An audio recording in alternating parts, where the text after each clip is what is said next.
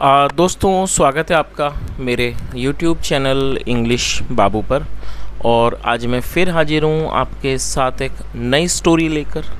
और दोस्तों आज जो इस स्टोरी मैं आपके लिए लेकर आया हूँ बहुत ही अच्छी, बहुत ही मनोरंजन से भरपूर कहानी है, सुनकर आपको बहुत मज़ा आएगा। उसके अलावा आज की इस स्टोरी में आपको कुछ नए इंग्लिश के वर्ड मीनिंग सीखने को मिलेंगे, उनकी करेक्ट प्रोनाउंसिएशन के बारे में पता चलेगा। और हमेशा की तरह जो इसका ग्रामर का पार्ट है, एक एक स्ट्रक्चर को बिल्कुल डिटेल में कवर करेंगे, तो जो ट्रांसलेशन का प्रोसेस है आप बहुत अच्छे से सीख पाएंगे, साथ में समझ भी पाएंगे। तो चलिए दोस्तों आज की इस कहानी को हम शुरू करते हैं। और सबसे पहले कहानी का टाइटल देखते हैं। कहानी का टाइटल है अकबर लूजेस हिज टीथ। क्या मतलब हुआ दोस्तों? लूज़ का मतलब होता है खोना, गंवाना किसी चीज़ को, और ये लूजेस इसकी फिफ्थ फॉर्म है। और ये जो टीथ है ये टूथ का प्लूरल है। यदि दांतों की संख्या एक होती है, सिंगुलर होता है, तो उसे टूथ कहा जाता है, और टूथ का प्लूरल नाउन टीथ होता है। तो इस पूरी लाइन का क्या अर्थ हुआ?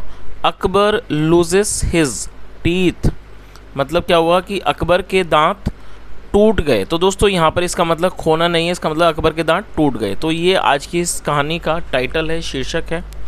और अब मैं इसे पढ़ना शुरू करता हूँ। आप लोगों से रिक्वेस्ट है कहानी को बिल्कुल ध्यान से सुने, और यदि आज की स्टोरी में आपको कोई नया वर्ड मिले या फिर ग्रामर का नया स्ट्रक्चर देखने को मिले तो आप उसको नोट भी ज़रूर करें। तो चलिए इसको शुरू करते हैं।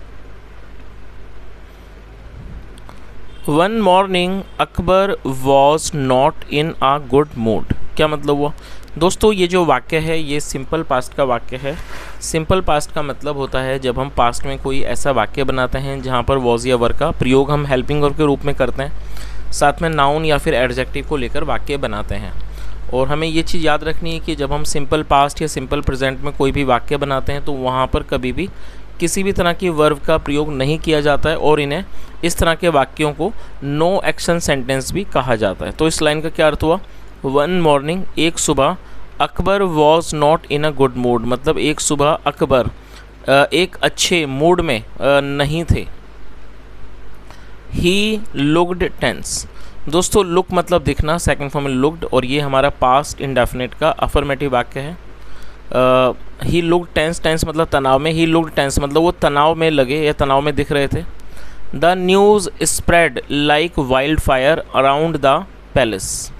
दोस्तों ये जो वाक्य है ये भी पास्ट इंडेफिनिट का अफर्मेटिव वाक्य है, जहाँ सेकंड फॉर्म का प्रयोग किया जाता है। स्प्रेड का मतलब फैलना या फैलाना, और जो इसकी सेकंड फॉर्म है वो भी स्प्रेड है। तो इस लाइन का क्या अर्थ हुआ?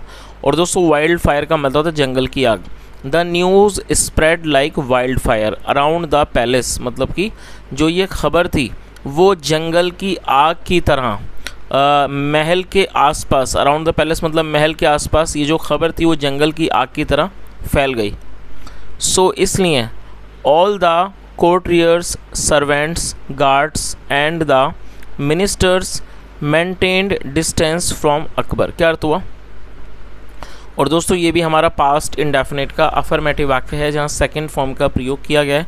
मेंटेन डिस्टेंस का मतलब होता है दूरी बना लेना, सेकंड फॉर्म में मेंटेन डिस्टेंस। तो इस पूरी लाइन का क्या अर्थ निकला कि इसलिए ऑल द कोर्टियर, सभी दरबारियों ने, नौकरों ने और गार्ड्स ने, मतलब कि सुरक्षा कर्मियों ने, एंड द मिनिस्टर्स और मंत्रियों ने मेंटेन डिस्टेंस फ्रॉम अकबर, उन्होंने मतलब इन सब लोगों ने अकबर से दूरी बना ली। चलिए आगे देखिए।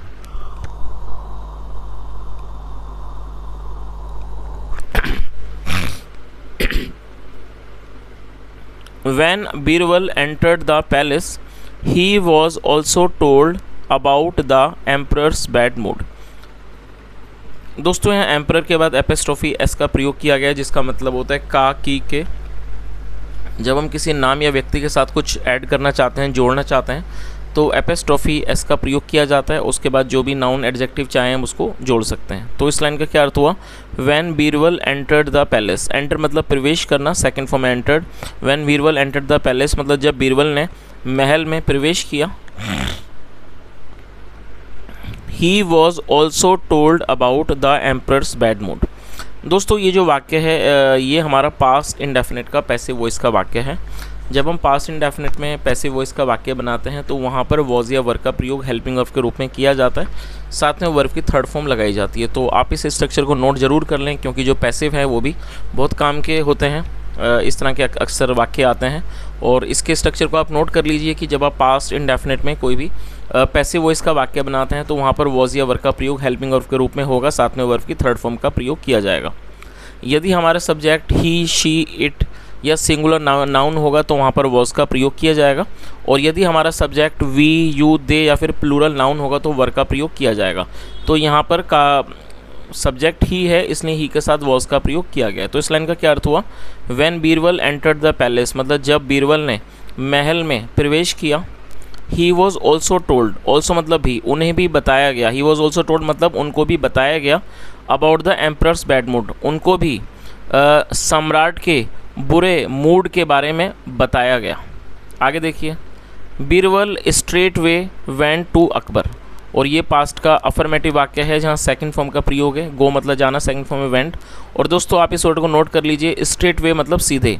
Birbal straight way went to Akbar मतलब बीरबल सीधे अकबर के पास गए। एंड आस्क्ड, और पूछा, your majesty Maharaj, is anything wrong with you, क्या आपके साथ कुछ गलत है? मतलब तो उन्होंने क्या कहा कि महाराज क्या आपके साथ कुछ समस्या है, क्या आपके साथ कुछ गलत है?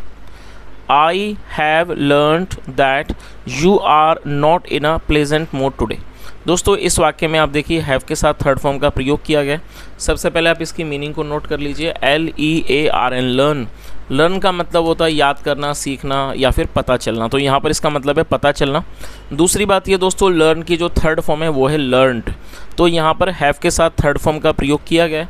तो ये हमारा प्रेजेंट परफेक्ट का वाक्य है। प्रेजेंट परफेक्ट का मतलब होता है वर्तमान में किसी क्रिया का पूरा होना, पाया जाना। तो जब आप प्रेजेंट परफेक्ट में कोई भी वाक्य बनाएंगे तो आपको इन चीज़ों का याद रखना है कि यदि आपका सब्जेक्ट आई, वी, यू, दे या फिर प्लूरल नाउन होगा तो आपको हैव का प्रयोग करना है, जैसा यहाँ पर आई के साथ किया गया है, क्योंकि सब्जेक्ट यहाँ पर आई है। लेकिन यदि आपका सब्जेक्ट ही, शी, इट या फिर सिंगुलर नाउन होगा तब आपको हैज़ का वहाँ प्रयोग करना होगा। चलिए, तो इसका मतलब क्या हुआ इसको देख लेते हैं। उन्होंने क्या कहा? आई हैव लर्नड मतलब मुझे पता चला है कि you are not in a pleasant mood today. Pleasant adjective है जिसका मतलब सुखद। तो उन्होंने क्या कहा? आई हैव लर्नड मतलब मुझे पता चला है, मुझे या कह सकते हैं मुझे ज्ञात हुआ है कि you are not in a pleasant mood today, आज आप सुखद मूड में नहीं हैं। चलिए आगे देखिए।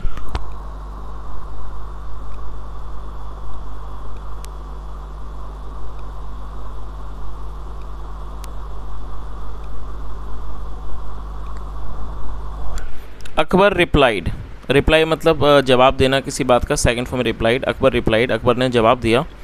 Birbal, I am certainly not happy today. और दोस्तों ये जो वाक्य है ये सिंपल प्रेजेंट का वाक्य है। सिंपल प्रेजेंट में जब हम कोई वाक्य बनाएंगे तो वहाँ पर इज एम आर का यूज़ हेल्पिंग वर्ब के रूप में होता है, साथ में नाउन एडजेक्टिव को लेकर वाक्य बनाते हैं। आई के साथ एम का प्रयोग हेल्पिंग वर्ब के रूप में किया जाता है, और सर्टेनली मतलब वास्तव में, ज़रूर ही। तो क्या अर्थ हुआ? उन्होंने क्या कहा? अकबर रिप्लाइड, अकबर ने जवाब दिया। Birbal, I am certainly not happy today मतलब मैं सच में या कह सकते हैं वास्तव में मैं आज खुश नहीं हूँ। आई had a dream last night and I don't have good feelings about it. क्या अर्थ हुआ? और दोस्तों ये जो वाक्य है आई had a dream last night, ये हमारा पास्ट फोर्स एक्शन सेंटेंस है जहाँ पर हैड का प्रयोग हेल्पिंग वर्ब के रूप में होता है। तो उन्होंने क्या जवाब दिया? I had a dream last night मतलब कल रात मैंने एक सपना देखा। And I don't have good feelings about it, और I don't have good feelings about it, और मेरे उसके बारे में अच्छे विचार नहीं हैं। बीरबल आस्क्ड, बीरबल ने पूछा, what did you see in the dream. दोस्तों ये जो वाक्य है ये हमारा पास्ट इंडेफिनिट का इंट्रोगेटिव वाक्य है, और जब हम पास्ट इंडेफिनिट में कोई इंट्रोगेटिव का वाक्य बनाते हैं तो वहाँ पर डिड का प्रयोग हेल्पिंग वर्ब के रूप में किया जाता है, जैसे यहाँ किया गया। उसके बाद सब्जेक्ट मेंशन किया जाता है, उसके बाद वर्ब की फर्स्ट फॉर्म लगाई जाती है। उसके अलावा यदि उसके अंदर कोई इंट्रोगेटिव वर्ड है, मतलब कि कोई प्रश्नवाचक शब्द है, तो उसको सबसे पहले मेंशन किया जाता है। तो WHAT वॉट मतलब होता है क्या। तो इस चीज़ को आप याद रखें कि यदि आप कोई इंट्रोगेटिव वर्ड का प्रयोग करेंगे तो उसे आपको हेल्पिंग वर्ब के पहले मेंशन करना होता है। तो इस लाइन का क्या अर्थ हुआ? बीरबल आस्क्ड, बीरबल ने पूछा, what did you see in the dream मतलब आपने सपने में क्या देखा। माय लॉर्ड मेरे महाराज, टेल मी मुझे बताओ, सो दैट ताकि, सो दैट मतलब ताकि, उन्होंने क्या कहा, टेल मी मुझे बताओ, सो दैट ताकि आई मे हेल्प यू, तो शायद मैं आपकी मदद कर सकूं। चलिए आगे देखिए।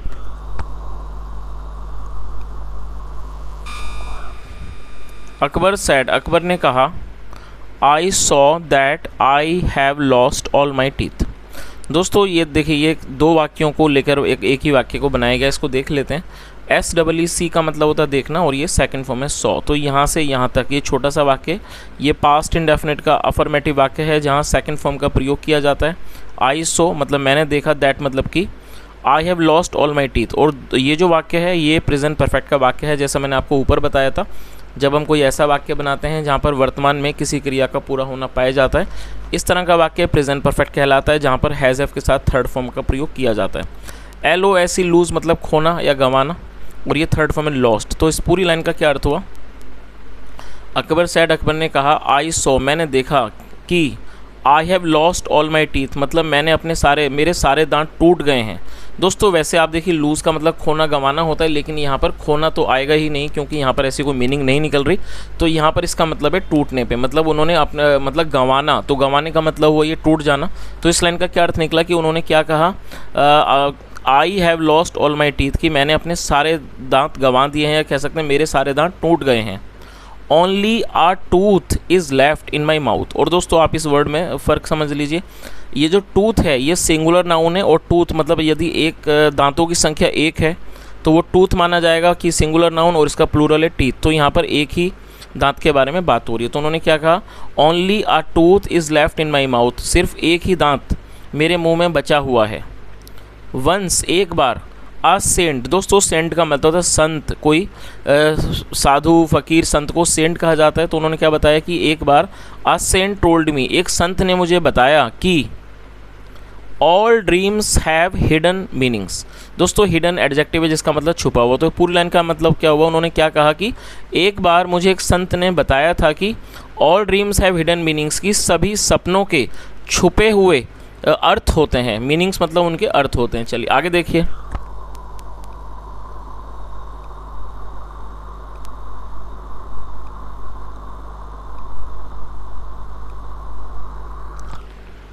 I want to know what it means, I want to know, और ये हमारा प्रेजेंट परफेक्ट का अफर्मेटिव वाक्य है जहाँ पर दो वर्ब का प्रयोग किया गया है। वॉन्ट मतलब चाहना, और नो मतलब जानना। तो उन्होंने क्या कहा, आई वॉन्ट टू नो, मैं जानना चाहता हूँ, वॉट इट मीन्स, इसका क्या मतलब है, और एल्स वरना, it will keep on troubling me, वरना ये मुझे परेशान करता रहेगा। ट्रबल मतलब होता है परेशान करना। आगे देखिए।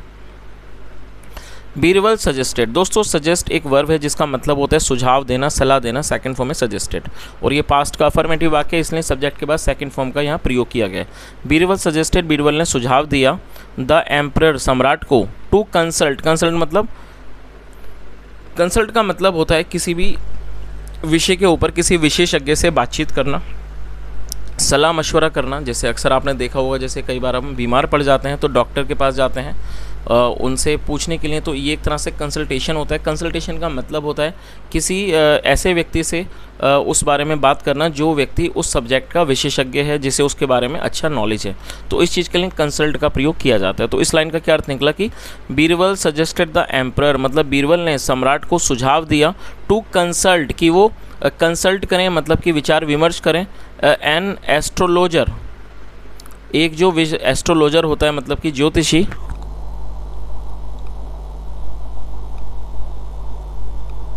हु नोज़ अबाउट ड्रीम्स, जो सपनों के बारे में जानता हो। और दोस्तों हु एक रिलेटिव प्रोनाउन है, जब हम किसी का रेफरेंस देते हैं तब हु का प्रयोग किया जाता है। तो इस पूरी लाइन का क्या अर्थ निकला ये आप समझ ही गए होंगे कि जो बीरबल थे उन्होंने फिर सम्राट को ये सुझाव दिया कि वो एक किसी ज्योतिषी से बात करें, उसको वो कंसल्ट करें जिसे सपनों के बारे में नॉलेज हो। हु नोज़ अबाउट ड्रीम्स मतलब जिसको सपनों के बारे में जानकारी हो, वो जो सपनों के बारे में जानता हो।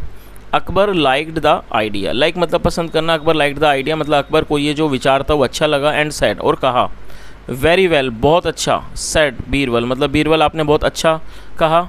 आई एम हैप्पी, मैं खुश हूँ। I am happy with your suggestion मतलब मैं आपके सुझाव से खुश हूँ। नाउ अब the first thing you should do right now is to call all the best astrologers living in our capital. क्या अर्थ हुआ? लंबा सेंटेंस, इसको अच्छे से समझने के लिए यहाँ पे से पूरा समझ लीजिए, थोड़ा थोड़ा करके ट्रांसलेट करेंगे। तो उन्होंने क्या कहा कि नाउ अब the first thing you should do, कि मतलब जो पहली चीज़ है जो आपको करनी चाहिए राइट नाउ अभी, इज़ वो ये है to call all the best astrologers, की सभी जो सबसे अच्छे जो ज्योतिषी हैं उनको बुलाएं, लिविंग इन आर कैपिटल, जो हमारे राजधानी में रह रहे हैं। रिमेंबर, याद रखना, दैट की it should not take very long, उन्होंने क्या कहा कि इस बात को याद रखना, that it should not take very long, कि इस चीज़ में ज़्यादा समय ना लगे। Birbal bowed down before the emperor and left to gather the best of astrologers as per the emperor's instructions. का अर्थ हुआ दोस्तों, बो का मतलब होता है सम्मान में सिर झुकाना, सेकंड में बोर्ड। तो इस पूरी लाइन का क्या अर्थ निकला? Birbal bowed down before the emperor, मतलब बीरबल ने सम्राट के आगे सर झुकाया, मतलब वो झुके। एंड लेफ्ट, और वो निकल पड़े, टू गैदर इकट्ठा करने के लिए, द बेस्ट ऑफ एस्ट्रोलॉजर्स, जो सबसे अच्छे ज्योतिषी थे उनको इकट्ठा करने के लिए, as per the emperor's instructions, मतलब कि एज पर द एम्परर्स, सम्राट के निर्देशों के अनुसार। चलिए आगे देखिए।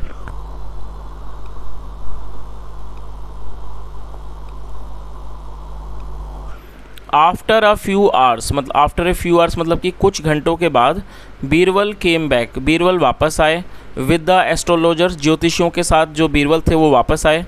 Akbar was very happy to see that his favourite minister never failed to carry out his orders. क्या अर्थ हुआ दोस्तों? ये जो वाक्य है Akbar was very happy to see, इसका मतलब समझ लेते हैं। तो इस पूरी लाइन का क्या अर्थ हुआ? Akbar was very happy to see that his favourite minister never failed to carry out his orders.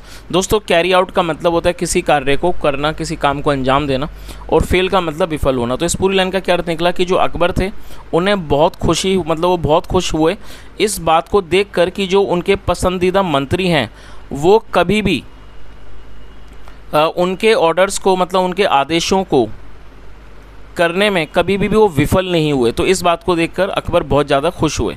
Birbal asked all astrologers to listen to the emperor. तो अब पूरी लाइन का क्या अर्थ हुआ? बीरबल ने सभी, और दोस्तों आस्क का मतलब कहना, किसी को कुछ काम करने को बोलना, सेकंड फॉर्म में asked. Birbal asked all astrologers to listen to the emperor, मतलब बीरबल ने सभी ज्योतिषियों को सम्राट की बात सुनने को कहा। आगे देखिए। Akbar said to the astrologers, मतलब अकबर ने ज्योतिषियों से कहा, ओ ग्रेट एस्ट्रोलॉजर्स, मतलब कि महान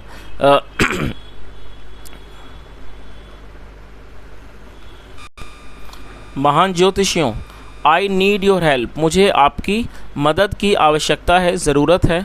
लास्ट नाइट, पिछली रात, I saw a dream, I saw मतलब last night I saw a dream, मतलब पिछली रात मैंने एक सपना देखा। Which is troubling me, which is troubling me मतलब कि जो मुझे परेशान कर रहा है। I am unable to understand, unable का मतलब असमर्थ, I am unable to understand the meaning of, I am unable to understand the meaning of. तो उन्होंने क्या कहा कि मैं मीनिंग को, मतलब अर्थ को समझ पाने में असमर्थ हूँ। सीन्स, क्योंकि all of you have great knowledge, क्योंकि आप सभी के पास यू हैव ग्रेट नॉलेज, बहुत ज़्यादा नॉलेज है, ज्ञान है, ऑफ ड्रीम्स, सपनों के बारे में। प्लीज़, कृपया करके, please throw some light on the dream of mind. तो उन्होंने क्या कहा कि कृपया करके मेरे सपने पर, on the dream of mind मतलब कि मेरे सपने पर थोड़ा प्रकाश डालिए। आई सॉ, मैंने देखा, दैट की I lost all my teeth except one, की मैंने, और दोस्तों एक्सेप्ट मतलब सिवाय। तो उन्होंने कहा कि I saw that I lost all my teeth except one, मतलब मैंने देखा कि मेरे सारे दांत टूट गए सिवाय एक के। चलिए आगे देखिए।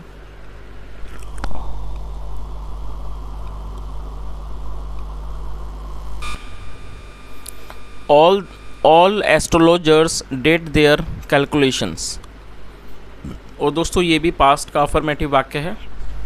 डू मतलब करना, सेकंड फॉर्म में डिड, देयर मतलब अपनी, उनकी। तो क्या अर्थ हुआ? All astrologers did their calculations, मतलब सभी ज्योतिषियों ने अपनी अपनी कैलकुलेशंस की। और दोस्तों कैलकुलेशन का मतलब होता है गणना करना। तो इसका क्या अर्थ हुआ कि सभी ज्योतिषियों ने अपनी अपनी गणनाएं की। सम ओपनड देयर बुक्स, मतलब कुछ ने अपनी किताबों को खोला। And some discussed their individual theories, और किसी ने उनकी जो अपनी व्यक्तिगत जो थ्योरीज थी उनको उसकी उन्होंने चर्चा की। अमंग देमसेल्व्स मतलब कि आपस में। They took some time to reach one conclusion. दोस्तों ये जो वाक्य है ये भी पास्ट का अफर्मेटिव वाक्य है, जहाँ सेकंड फॉर्म का प्रयोग है टेक मतलब लेना, और सेकंड फॉर्म को आप नोट कर लीजिए, टुक मतलब लिया, और दे का मतलब होता है वे या फिर वे लोग। जब सब्जेक्ट में एक से ज़्यादा लोग होते हैं तो वहाँ पर दे का प्रयोग किया जाता है, जो कि एक प्लूरल नाउन है, और यहाँ पर एक से अधिक ज्योतिषियों के बारे में बात हो रही है, इसलिए दे का प्रयोग किया गया। तो इसका मतलब क्या निकला? दे टुक सम टाइम मतलब उन्होंने कुछ समय लिया, टू रीच पहुँचने में, वन कंक्लूजन मतलब एक। तो इस पूरी लाइन का क्या अर्थ हुआ? और दोस्तों आप इस वर्ड को नोट कर लीजिए, कंक्लूजन का मतलब होता है निष्कर्ष। They took some time to reach one conclusion मतलब उन लोगों ने एक निष्कर्ष पर पहुंचने के लिए कुछ समय लिया। देन फिर वन एस्ट्रोलॉजर गॉट अप, और गेट अप मतलब उठना, सेकंड फॉर्म में got up. Then one astrologer got up, फिर एक ज्योतिषी उठा या कह सकते हैं खड़ा हुआ, उठा। एंड सेड और कहा, your majesty Maharaj, as per hour knowledge हमारे ज्ञान के अनुसार, about dreams, as per hour knowledge about dreams मतलब हमारे सपनों के ऊपर ज्ञान के अनुसार। इट मीन्स इसका मतलब है दैट कि all your relatives will die before you, कि आपके जो सारे रिलेटिव्स हैं मतलब रिश्तेदार हैं, विल डाई बिफोर यू वह मतलब उनकी मृत्यु आपसे पहले हो जाएगी। आगे देखिए,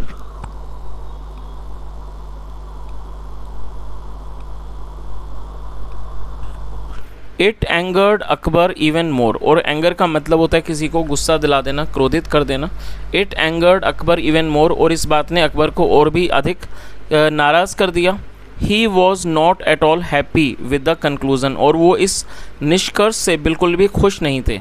अकबर सेंट दैम बैक, और दोस्तों सेंड मतलब भेजना, आप इस वर्ड को नोट कर लीजिए, SEND, और ये हमारा पास्ट का अफर्मेटिव वाक्य है, इसलिए सेकंड फॉर्म का प्रयोग किया गया। सेकंड फॉर्म है SENT। Akbar sent them back, Akbar ने उन्हें, और दोस्तों दैम जो है वो ऑब्जेक्ट है, और आप इस चीज़ को भी याद रखें, जब ऑब्जेक्ट में एक से ज़्यादा लोग शामिल होते हैं तो वहाँ पर ऑब्जेक्ट में दैम का प्रयोग किया जाता है। तो क्या अर्थ हुआ? Akbar sent them back without any rewards. Rewards मतलब इनाम, मतलब क्या निकला इस लाइन का कि अकबर ने उन्हें बिना किसी इनाम के वापस भेज दिया।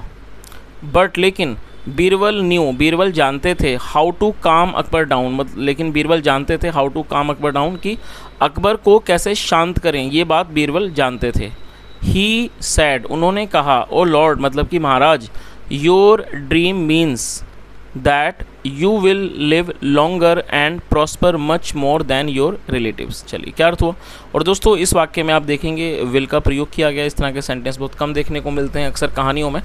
जब हम किसी वाक्य में विल का यूज़ करते हैं, साथ में फर्स्ट फॉर्म लगाते हैं, तो इस तरह के जो वाक्य हैं वो फ्यूचर इंडेफिनिट के वाक्य कहलाते हैं, जहाँ वाक्य की टेल पर गागेगी जैसे शब्दों का यूज़ होता है। तो इस लाइन का मतलब देख लेते हैं। तो उन्होंने क्या कहा? ओ लॉर्ड मतलब कि महाराज, योर ड्रीम मीन्स मतलब आपके सपने का अर्थ है कि you will live longer and prosper मतलब आप अधिक जियोगे और अधिक प्रॉस्पर मतलब कि उन्नति करोगे, समृद्धि करोगे। Much more than your relatives अपने रिश्तेदारों से अधिक आप जियोगे और उनसे ज़्यादा आप तरक्की करोगे। This made Akbar feel happy और ये जो चीज़ थी उसने अकबर को खुश कर दिया। And he showered gift on Birbal और उन्होंने बीरबल पर उपहारों की वर्षा कर दी। चलिए तो दोस्तों इस तरह से ये कहानी का अंत होता है और मैं उम्मीद करता हूँ कहानी आपको अच्छी लगी होगी। ऐसा यहाँ पर कोई कहानी का कोई मॉरल तो नज़र नहीं आ रहा है, इसलिए मैं मॉरल बता भी नहीं सकता। और लेकिन यदि आपकी कोई राय हो कहानी के बारे में तो आप ज़रूर कमेंट करके बताएं। और उसके अलावा दोस्तों यदि आपको कहानी अच्छी लगी हो, मेरा पढ़ाने का प्रयास आपको पसंद आया हो, अच्छा लगा हो, तो आपसे रिक्वेस्ट है आप वीडियो को ज़रूर लाइक करें, दोस्तों के साथ शेयर करें और चैनल को ज़रूर सब्सक्राइब करें। आपका एक एक सब्सक्राइब बहुत ही ज़्यादा इंपॉर्टेंट होता है हमारे चैनल के लिए, जिससे ये जो वीडियो है वो और भी अधिक लोगों तक पहुंच सकता है। And guys apart from this that if you really want to appreciate this hard work, and I must request you that please subscribe this channel. And apart from this you can also join our channel and help us economically. And if you join our channel you can join level 1 in just 59 rupees a month, and by joining our channel you can become the member of our English Babu and you can support us, and we really need your support. Thank you so much for listening. Have a nice day and bye.